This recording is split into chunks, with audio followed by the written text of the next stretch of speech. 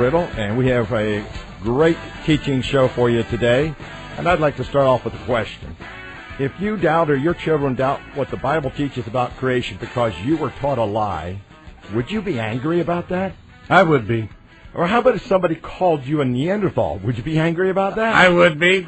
Well, that's the topic of our show today, Neanderthals. Who were they? When did they live?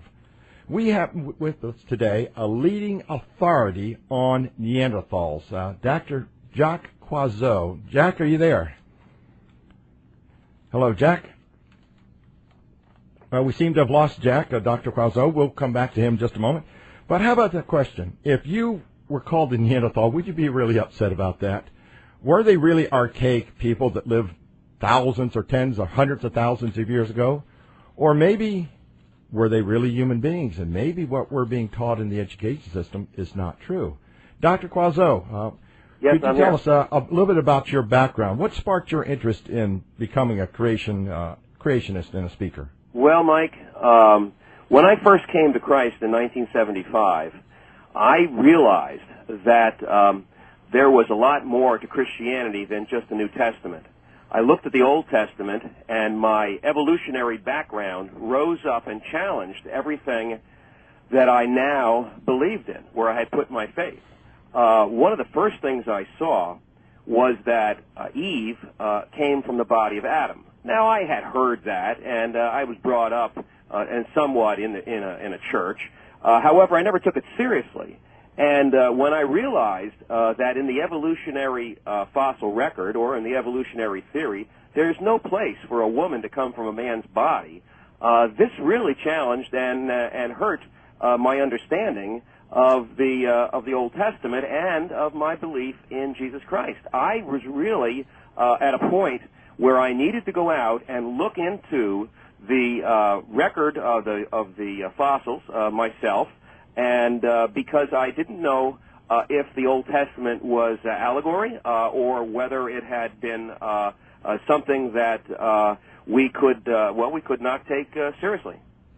You know, I was just in Milwaukee these last couple of days, and I was teaching a class there, and I had a man in my class who thought everything that dealt with creation was just an allegory. You know what that means? Jesus died for an allegory. That Right. doesn't say a whole lot. Right. No, it didn't, and that's what I was concerned about. And so I saw that there was an area that I could do something in, and that was the earliest known people back in 1976 and 77, according to my anthropology professor in graduate school, were the Neanderthals. He and I got together, reacquainted our friendship, or renewed a friendship, and looked at them together. I studied under him for a while, and he actually suggested that I go to France with a sophisticated X-ray machine and look into it myself. And I couldn't imagine how I was going to be able to get in to see these, especially since only trained scientists, and I was an orthodontist, of course, so I guess I fell into somewhat of that category. Only trained anthropologists were allowed to see these things. That's interesting. Now, for you teachers and you students out there, if you'd like to talk to one of the leading researchers in the field on Neanderthals and who they were and when they lived, give us a call, the local station, at 206-374-8800. That's 206-374-8800, or you can call toll-free 800-955-8200. Now, Jack, you mentioned you're an orthodontist, and you've done some original research on the actual Neanderthal fossils. Now, most people never get to see these bones, but you've actually done some original research.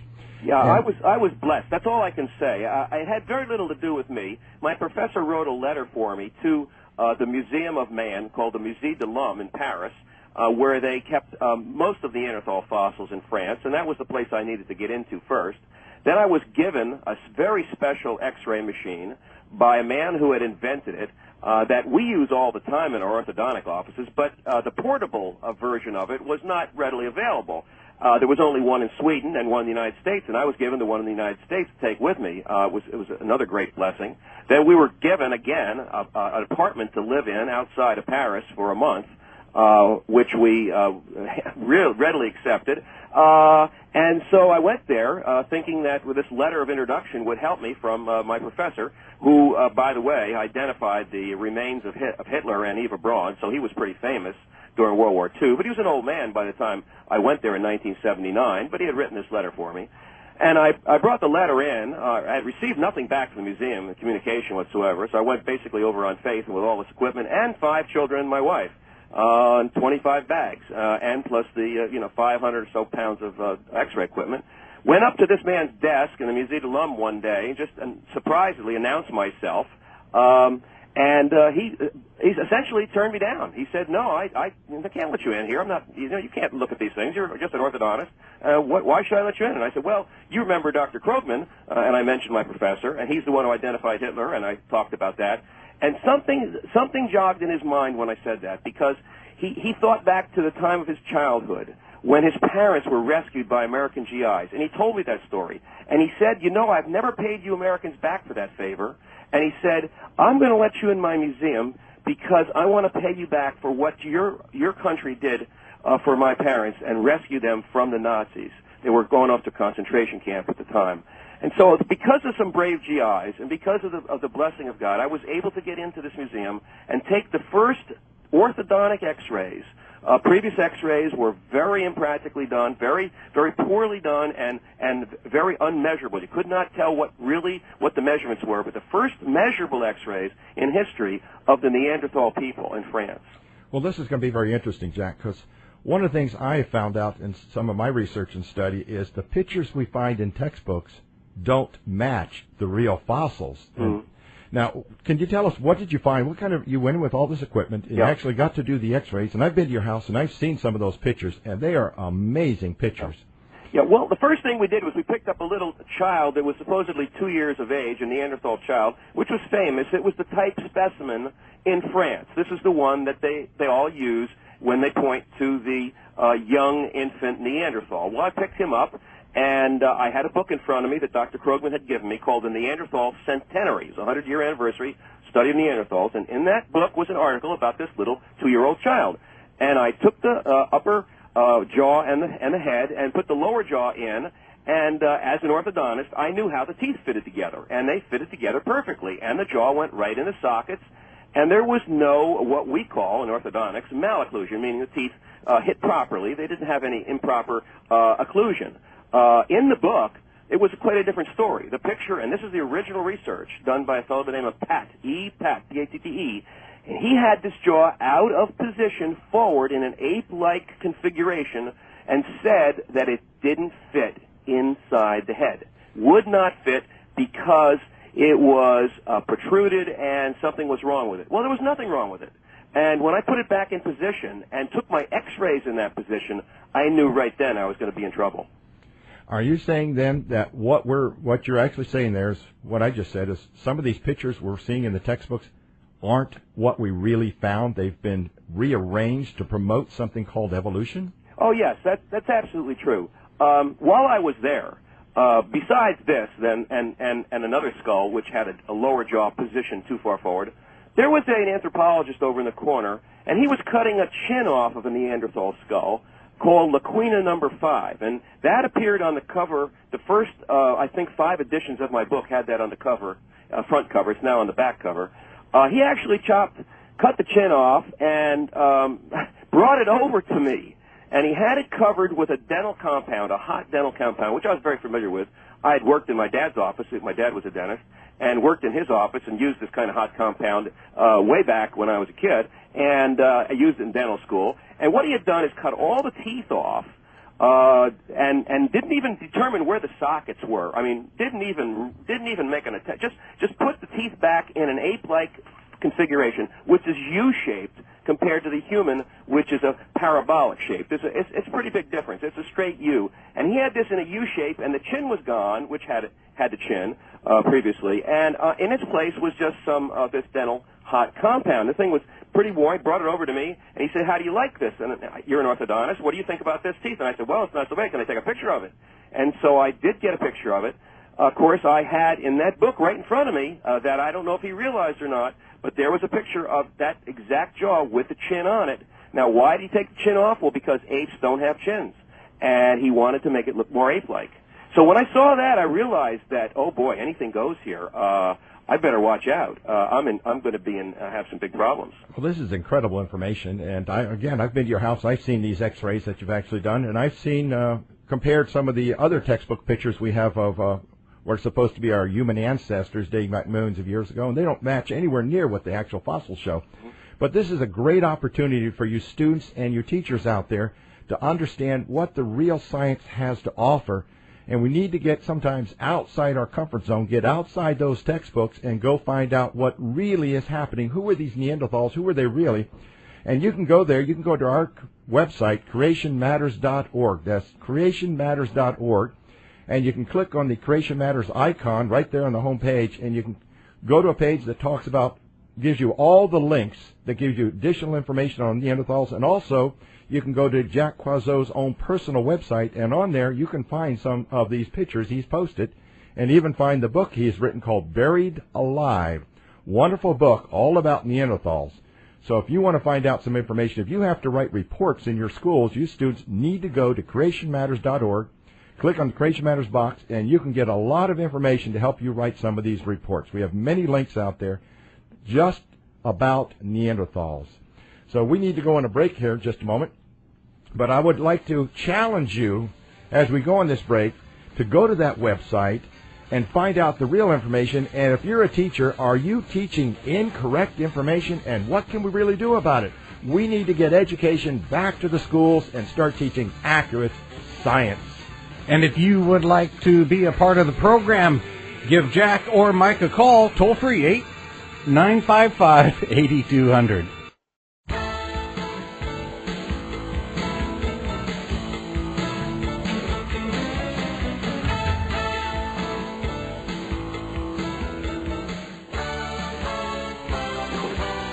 If you just tuned in, you're listening to Creation Matters, and I'm your host, Mike Riddle, on Seattle Christian Talk, KGNW 820, and sitting with me here is Pete Talbot, and on the phone lines is one of the leading experts with Neanderthals, Jack Quazot. Welcome here, Pete. Yeah, you know, Mike, I'm just fascinated by all of this, and I just sort of want to let our listeners know that they can call in, and what an opportunity to talk to both you and to Dr. Quazot about this whole area of Neanderthals. And folks, if you've got questions anywhere in this ballpark, now's the time, folks. I would imagine we've got teachers out there that are saying, oh my goodness, what is going on here? What do I do tomorrow in science class? And you've got students listening right now, Mike, that are saying, oh my goodness, how do I respond to what I'm being taught? So if you've got questions, you've got comments, give us a call here in the studio. Never a better time to do that. 1-800-955-8200. That's 1-800-955-8200. And may I just, I've got a couple of questions. I'll only ask one now, but could we start at the very basics? What is the definition? How do you define a Neanderthal? Well, Neanderthal is basically a person that resembles the original Neanderthal discovery, which came in 1856 in the Neander Valley in Germany, which is somewhere near Dusseldorf, Germany, and 1859, and has a configuration. The adults have a large set of brow ridges. They have a protruded cheekbone on both sides. They have a quite long nose and a nose that is up slightly elevated. They have teeth that are very far forward in their jaws. They have a lot of room for their third molars, contrary to rather opposite of what we have, which most of our people today, most of my patients have very little room for their third molars or wisdom teeth. They have a skull that's a much larger brain size than we do. We average, say, somewhere between 14 and 1,500. The Neanderthals go 15 to 1,600 cc's. So there's an evolutionary enigma in itself. The children are quite different, though. The children have faces which are very small, and we call them retruded in orthodontics, which means not well developed, and have all the characteristics of very slow maturation, with baby teeth that were lost in their late 20s and perhaps early 30s. And some other things we found about those Neanderthals is they use jewelry. You know, ape-like creatures don't have that manipulative power to make jewelry. We've also found musical instruments with them. They've done cave paintings. We've even found the anatomy to show that they were very capable of human speech.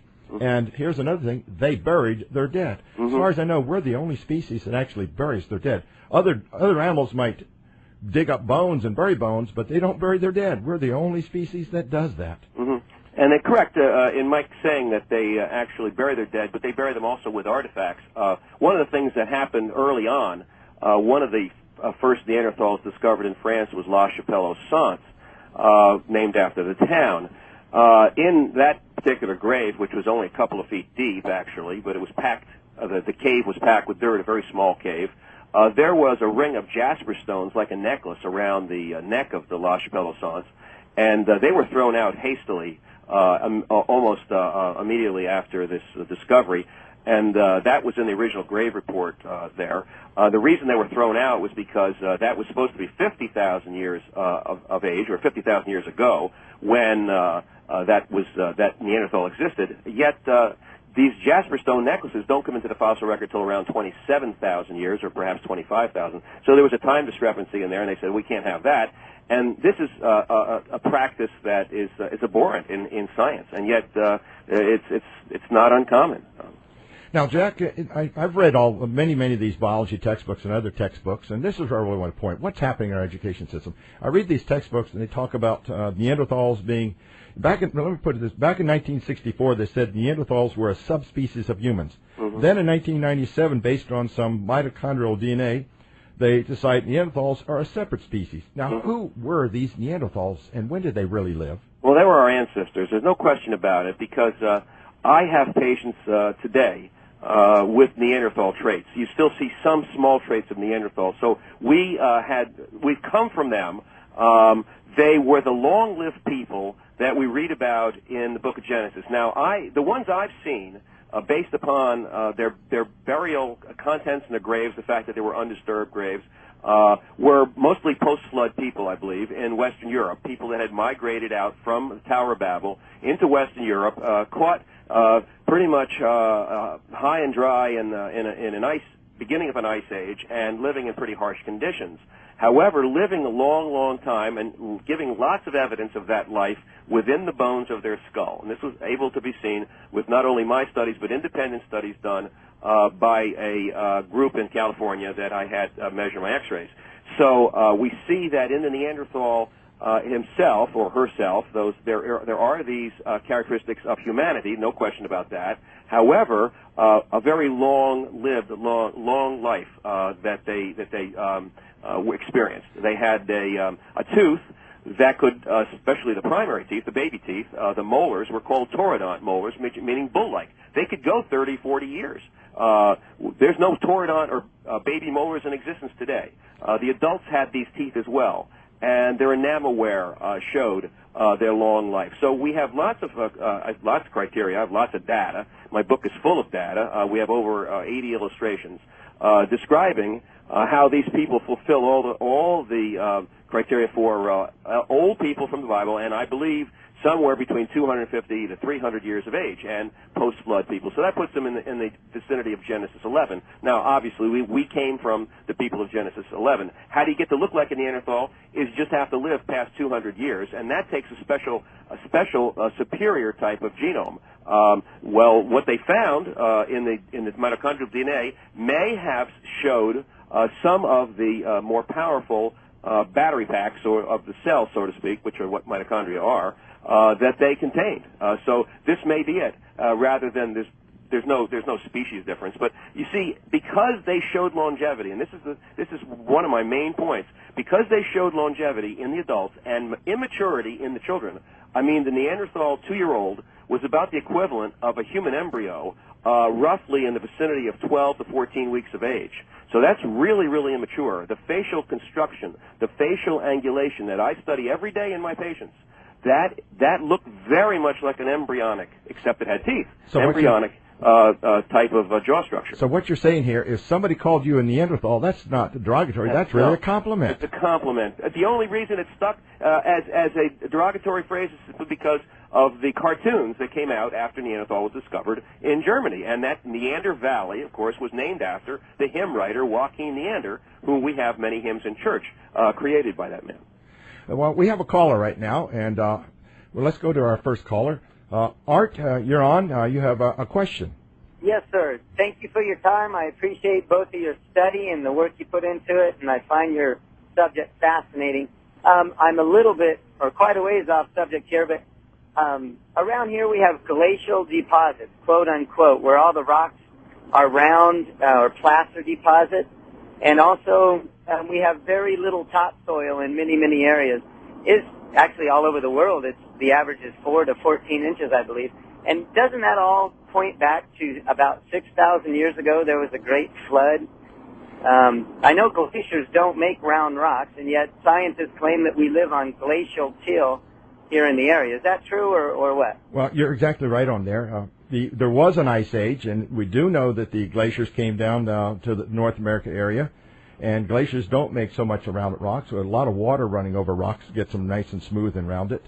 But yes, the stratification and what we see in the geologic record does support a very young Earth, because there's overwhelming evidences that things can happen very, very fast. And I want to stick with just that, Art, because we do want to get back to these Neanderthals. Thank you. I Thanks appreciate it. Bye-bye. Yep. Now, Jack, Dr. Croiseau, one of the things you mentioned, they were found in 1859, and the first pictures that came out, and I've seen these in textbooks also, these first pictures of Neanderthals had them as a very brutish-looking character, bent over, and hair all over the body. Mm-hmm. Now, one of the things I like to point out is when we find these bones, we don't find hair, we don't find eyeballs, we don't find noses. Mm-hmm. How did they know what to make them look like? Well, again, Mike, they wanted to make them look ape-like because they didn't have many fossils, and they wanted to make a connection between the apes and us. And that was the prevailing thought of the day among some of the scientists. The early scientists believed that this was a link. And if it was a link, then it had to have the same kind of posture, and it had to have the same kind of positioning of the skull over the spinal column. And they created this original image of Neanderthal, and Marcelin Boole was the first one who did that. Later on, of course, it was found by Cave and Strauss that this was a misconstruction.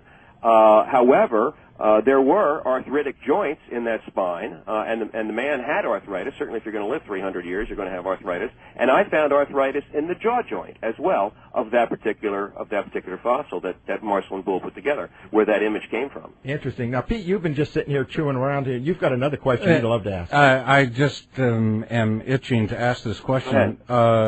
It seems to me that if you've got scientists cutting off chins and creating out of their own imagination and out of their own desire to prove evolution, who can we trust and who can't we trust among the scientific community? I mean, it sounds like there's an awful lot of blatant cheating. I mean, it's just flat out non-science. You're right. How do they justify that? How does a scientist justify that? I've overheard conversations, and the conversations have gone like this: well, we're going to help rid the world of these religious superstitions. That's what I've overheard, and I've been in the museums with a white coat on, all over the world, and of course nobody knew who I was, and my boys were with me to hear these things.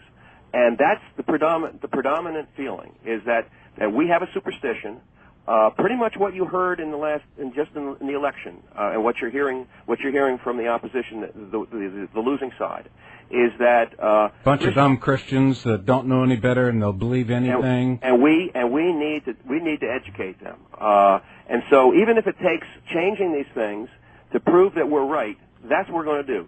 And let me tell you one other thing. Well, Jack, can we hold on to that for just a moment? We need to go on a break. And when we come back, we're going to continue with Dr. Jack Croiseau, one of the leading experts on Neanderthals. And if you would like to talk to him, call in on 206-374-8800. That's 206-374-8800. And folks, I know you've got questions out there. I've got questions. This is fascinating stuff. So give us a call.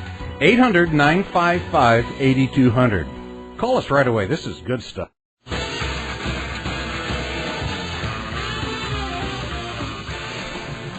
You're listening to Creation Matters. This is Mike Riddle on Christian Talk Radio, KGNW 820 with Hope Now Live. And I've got Pete Talbot in the studio with me. And on the other line, we have Dr. Jack Quazot, a leading expert in Neanderthals. And I'd like to start this piece right now.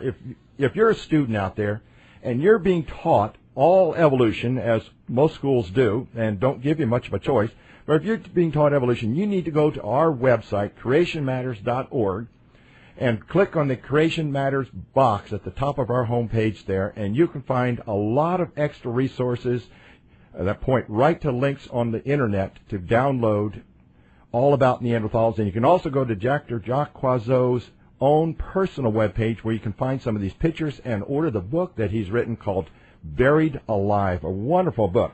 Now, I'd like to add something here. I always like to do numbers. My background is a lot of mathematics and computers. And I always like to see, do the numbers really add up? Now, I've just recently written a preliminary paper called Neanderthals and Population Statistics. Now, according to most of these textbooks out there, Neanderthals were living for over 100,000 years on this planet. They supposedly died out somewhere around 30 to 35,000 years ago, but they're living for over 100,000 years. Now, here's the problem. If that was true, we should actually be stepping on Neanderthal bones and artifacts everywhere we go in Europe. For example, from the year 1 to the year 2000, we've increased the population on this planet by almost 6 billion people. That's in just 2,000 years. But if the Neanderthals were living for over 100,000 years, that means there would have been billions and billions, probably over 100 billion Neanderthals that lived during that time. And that's very conservative statistics there, folks. Folks, if there were 100 billion Neanderthals living and they buried their dead and buried their dead with artifacts, where are all the bones? The numbers don't add up for evolution. They add up that they were a recent type of people, 100% human, probably better than what we are today, based on all the research. Where are those bones, folks? The numbers really support the biblical model that people did live a long time, and Neanderthals, as we've said, lived sometime after the flood, and were living for 150, 200, maybe 250 years or more, and that's why they have the anatomy that they have. They were not brutish ape-like people. If you're being taught that in schools, you need to go to our website, creationmatters.org, and get that information, or get to the Dr. Quazot's website and get some of those pictures and take those pictures into your teachers, folks. We need to get science back to the science classroom. We need to take and get the religion of evolution out of the science classroom. Dr. Quazot, before the break, you were about to make another point. We were talking about scientists and how they tend to make up whatever they want to make up, and you were just about to make a point when we had to go to a break. Do you remember where you were? Yeah, I wrote it down.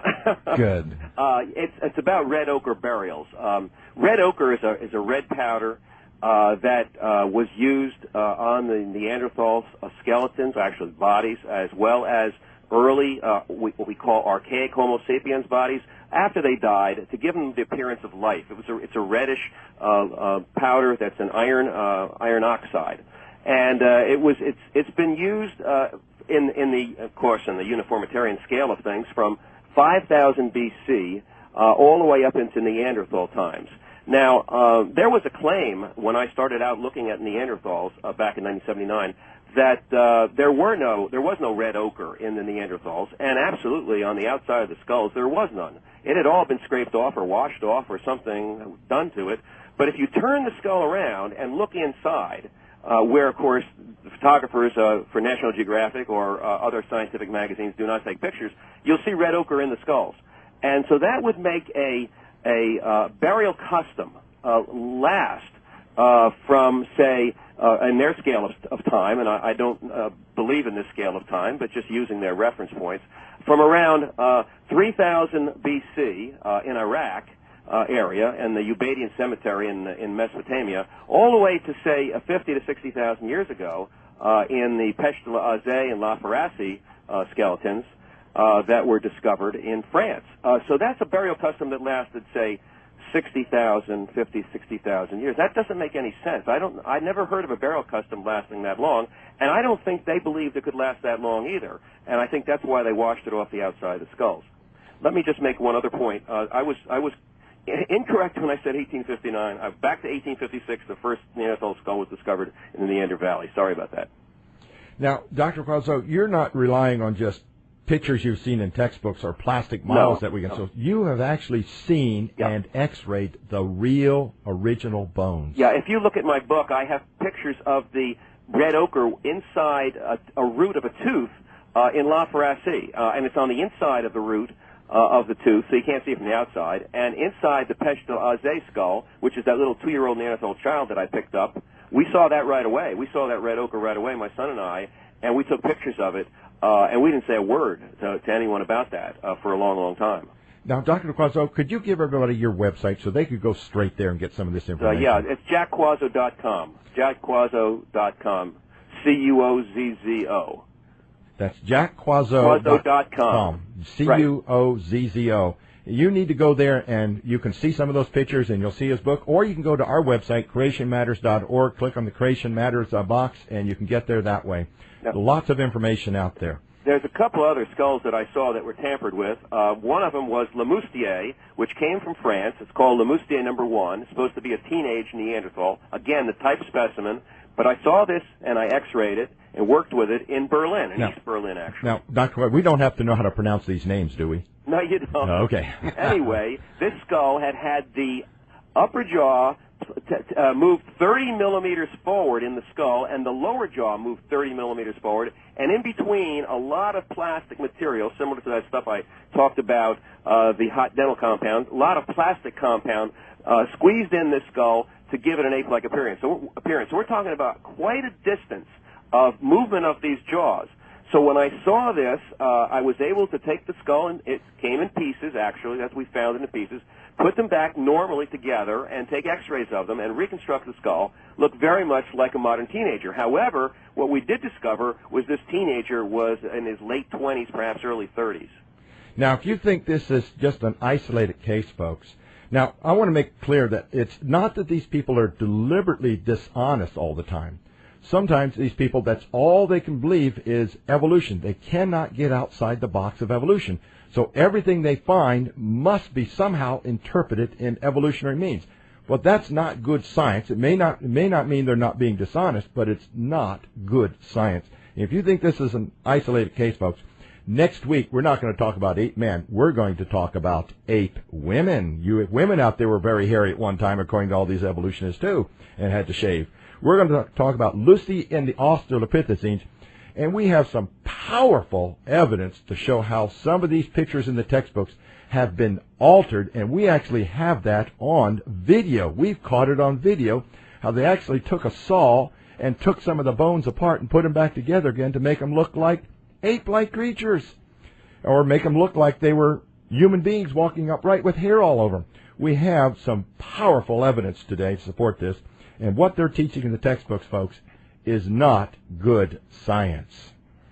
Now, Dr. Quazzo, you've made quite a bit of study of all this, and you spent almost a lifetime doing the study of this. Mm-hmm. And I've read your book, and there's some incredible pictures in there. Mm-hmm. You've just written a recent paper. Could you tell us what you've written in that paper and why you wrote the paper? Well, Christian Broadcasting Network, CBN, asked me to write a paper on this latest revelation coming out of Germany of a scientist there who had changed the dates on 3 of the skulls that he had examined. And his name was von Zeiten. He also got in trouble because he tried to sell some chimpanzee skulls that belonged to the university. However, the dates of the skulls were starting with one Neanderthal forehead, went from 36,000 years to around 7,500 years, using the radiocarbon accelerator unit from Oxford University. They decided to check his dates on these skulls, these 3 of them, because of the sale, I believe, of the chimpanzee skull. So they thought, we'll go back and see what else he's been doing. The Paderborn skull, which is widely quoted as having an absolute date, I love the way they use that word absolute, of 27,000 years old, was cut open and had a stench emanating from its innards. It smelled. It's been quoted widely as a 27,000-year-old, and it turns out that it actually belongs to an elderly man who died in 1750. Oh, my goodness. To add to the confusion, there's a Bischoff Speyer modern female skeleton found near southwest German town of Speyer. No longer thought to be 21,000 years old, but closer to 3,000 years old. And they wanted me to write about this because, of course, I had done what Paul had prescribed and exposed the deeds of darkness in the other cases. Not that was my primary objective. My primary objective was to see how science supported the Scriptures, and I did find that it really supported the Scriptures if it's allowed, if the skulls, the bones, and the fossils are allowed to tell the truth. Well, let's come back to that. I want to continue with that because that's just amazing evidence that shows what we're teaching is not based on real science. And if you need to talk to Dr. Jack Quazzo or myself, call in at 206-374-8800. That's 206-374-8800 or 800-955-8200.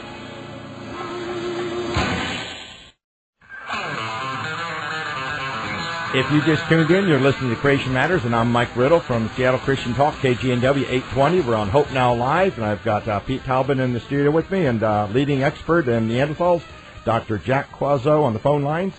And folks, if you've ever been in doubt about what the Bible teaches, I find an awful lot of Christians that doubt God's Word because they were taught wrong information in the education system. We should stand up and stand on the authority of God's Word. We don't have anything to be ashamed of, folks. The Bible is true from beginning to very end, and God's Word will never change. But evolution, they change their story sometimes every 2 years, every year, sometimes every month they're changing their story.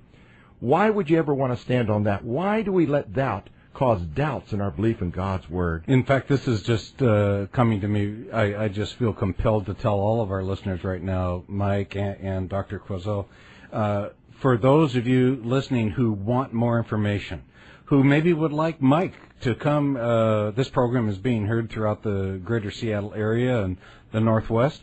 Maybe you need Mike to come to your church. Maybe you need Mike to teach at your homeschooling conference or what have you. This is what he does. He basically spends the majority of his life around the country teaching, but he's right here. He lives right here in Redmond, folks, and he's available. I mean, this is what his heart's desire is. So the facts are available. The teaching are available. Go to creationmatters.org and find out all the tools that are available, things that you can do in your home and church and home Bible studies. It's really quite exciting. So get to creationmatters.org and see how you can bless your family, your church, your Bible study, your home group, okay?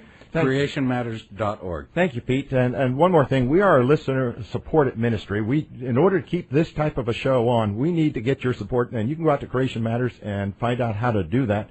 Support how to get good science into the education system and how to save this next generation from being taught something that's not true. Now, Dr. Quazzo, I have a couple more questions for you. And only, unfortunately, about 3 minutes to go. 3 minutes. I'd like to get to this question. What would be your advice to someone seeking the truth about the history of man? I would say to look at the Bible as truth. Jesus said in John 17, he said, "Thy word is truth." And I'm just going to give you a quick example. In the fall of man, in Genesis chapter 3, verse 16, to the woman God said, "I will greatly multiply your pain in childbirth. In pain you'll bring forth children." Now, one of the things you find in very ancient people is wide hips. And as we went down through the years, as time went on, we have found narrower and narrower hips. And that's completely opposite of what evolution would say, because evolution would say, of course, your hips had to get larger because the heads were getting larger. But that's not true.